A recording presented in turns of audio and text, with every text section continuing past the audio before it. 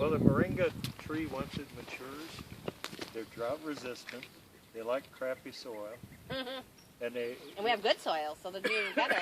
they just have to have good drainage. Which we have, and they don't even need a lot of fertilizer. But if you do fertilize and you do put water on them, they grow even better. Right. See, and if you're picking them all the time and drying the leaves out or whatever you need to do, then, you know, they're not going to grow as tall as fast, right? Because you're going to be constantly trimming them. Well, they tend to get bushy when you start. Because they like it. Well, you get them up to a certain point. You don't have to let it get to 16 feet. When it gets up about this high, you use your fingers and pinch off the growing tips. And I do that with papayas, like that one right there. If it's a female, I would pinch out the top on that, and then you end up having branches come from lower down, and you have 5 or 6 or 7 branches, and each branch goes up into the air and ends up having a ring of papayas around it, rings of papayas. Oh, wow. So you end up with 5 or 10 times as many papayas, and they're low down, so you can pick them easily. So all you have to do is just kind of pinch out the growing tip and the top. Sometimes you got to be careful because they're hollow inside. Right. But you pick out the newest growth. Okay. You pinch it off and pinch it maybe a couple of times, and then it'll start sending branches up all the way around it. Well, there's a bunch of little There's ones. a horticultural name for that technique. I forget what it is, but I just learned by trial and error when I was living in the Keoho area. Right. Well, I just did it. So we'll see what happens. What do you got? I just pinched out the little new growth, right? Cool. Do I need to do more? Tips. Yep. You do that. The growing you tips. Do it a couple of times, and then it'll get the idea and start putting branches up that become new trunks for like having 5 or 6 trees out of one. Because you only want to take the little inside part, right? You don't want to take a bunch of them. No, right? you want to be careful because they're hollow inside and they can get infected with bacteria. Oh, exactly. So having this bushy up here is good because it's going to help it protect it. Okay, Absolutely. good. Cool. That's neat. You're just a plethora of information. Isn't he? What happens when you get to be an old folk?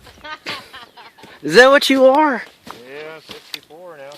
But I have to say, I mean, I like all of them, but for some reason, this one is my favorite. Truffles. They just taste like truffles, and the texture is so good. I had somebody complaining about the The texture is I said, they got black beans in them for crying out loud, and ground up pecans. They're not gonna taste like what you're used to. Well, they're not chocolate candies. What you're used to has soy lecithin in it, which is produced from the sludge of the soybean industry, and is made with a whole lot of chemicals that they're not real careful with, from my understanding. Right. And I would just as soon have something like cacao butter, cocoa butter, instead for an emulsifier, and or ghee or regular butter with the milk solids in it. Is the ghee the cheese flavored kind of? Ghee is clarified butter. That's what they call it in India. Just ghee, G-H. Clarified. It's clarity. You just take the solids out, and then it becomes a lot more heat resistant. It doesn't burn very easy. It's got about the same flash point as coconut oil. Both of them are very good to cook with. Olive oil is good if you eat it like it is, but if you cook with it, it alters it into a different chemical composition and makes it not so healthy. But the coconut oil and ghee retain their molecular form, and they're just better for you. And excellent. They're really good tasting for baking, especially. That you can leave them in the jar on the counter, and they won't go rancid. And texture, that's why they're so popular. They don't have a whole lot of refrigeration over there. Right. So And they it's get really that hot. clarified butter, and it stays just fine as long as they keep the seals away from the butter. Cool. That's a nice blue shirt you got there, bud. It's the same one that's on the logo. The picture. It's got a picture of me with a little brain superimposed on my head, and then a cookie superimposed on that. That's me looking Cookie on the brain? Huh? Cookie on the brain? Yep, I've got cookies on the brain. It's food for thought. Oh! And you know what? We're right down the street, my friend. Anytime you need a taste tester or two, yeah, you know where to find us. For some stuff I want to make, different shapes and sizes and different ingredients. So you plan to market them on the internet? Oh yeah. Okay. That, and I'd like to have them carried in every health food store. And well, I won't be able to do the whole United States, but I'd like to do a significant portion of it. Give people something good for their money, something that'll help them stay healthy and get healthy, and maybe stave off dementia and a couple of other things. But can't really claim any of that. But people can look at the information on the internet and see what studies have been done. Most of them in Japan, some in China, and there's a few on some of these things that have been done in the United States. But the thing is that natural, like plants, natural things cannot be patented.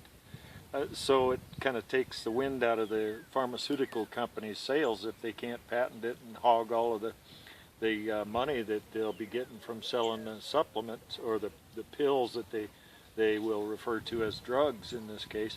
They can't really patent it because it grows as a plant. I mean, anybody can grow it if they have a green thumb or live in the right place. Or a blue shirt. Yeah! I like the hat too. Is that a Ka'u? This is a Ka'u. The Ka'u district. Ka'u district of... This is on the big island of Hawaii. Ka'u is, I guess, named after an ancient king or chief who was at odds with King Kamehameha. But Ka'u is very rural. There are more cows than there are people here. Southernmost town in the United States?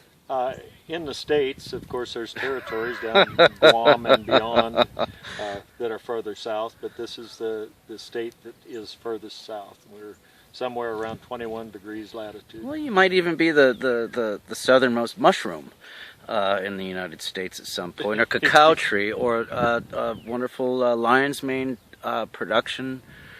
Lion's Mane producer of some of the best cookies and chocolates that are coming onto the world now. I have a really good supply of Lion's Mane that is it's organic. They test it periodically for heavy metals or any other pollutants. They test the DNA periodically. It's a really good product, and